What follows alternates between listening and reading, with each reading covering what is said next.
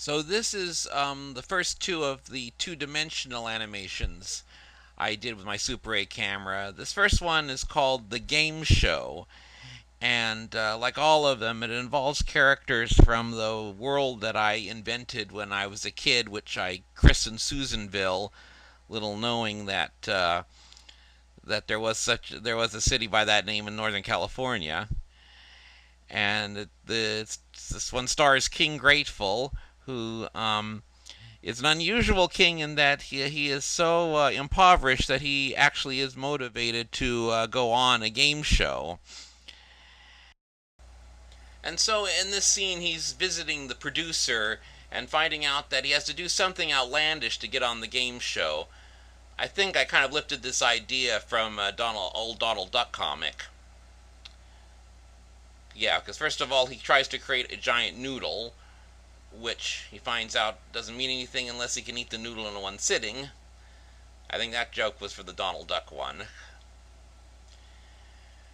And so then he's come home, and King Grateful has these two chefs, and they're not ordinary chefs because they seem to spend an inordinate amount of time making these strange inventions.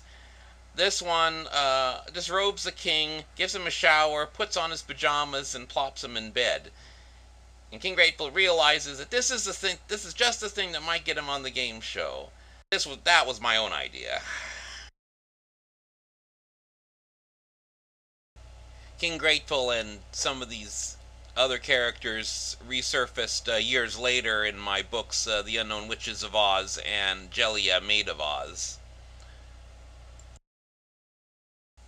So he goes and presents the machine to the producer of the show, and with a few rough glitches, the machine actually does work, and he's allowed to go on the show.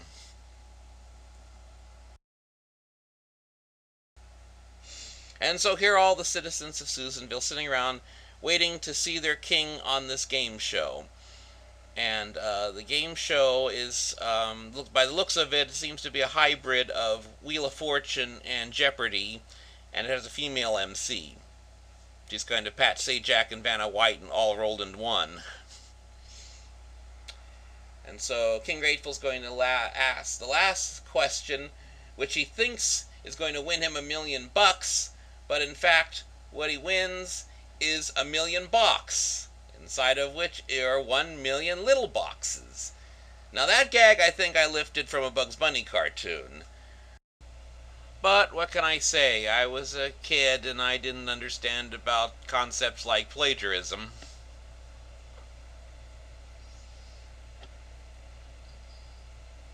And so he gets consoling from his wife the Queen, and they go off, and thus endeth the game show. And so the next one we're going to see is going to be starring a character I had in my world named Serena. Not Serena, but Serena. And she was the king's sister, and her personality was very bubbly and buoyant. And any of you who are listening to this who may be acquainted with one Francesca Siegfried, Serena is very much like her. She seems kind of cranky here, but I really don't think golf brought out the best in her.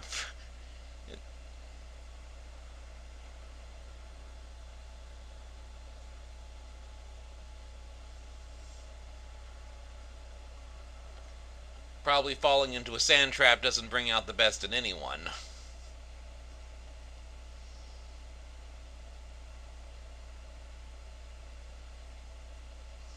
The hole is high on that peak. And Serena finally gets there and is about to strike the winning putt, and she sneezes, and the ball falls and conks the king on the head again. King Grateful kind of had a hard time of it, as kings go anyway. This is probably the most extraordinary hole-in-one in the history of golf. The ball bounces off the sand trap, bounces on the hill, bounces on a ball washer, and bounces on the king's head, and lands in the hole. So Serena returns home after her long golf game, and that brings us to the end of Serena's golf animation.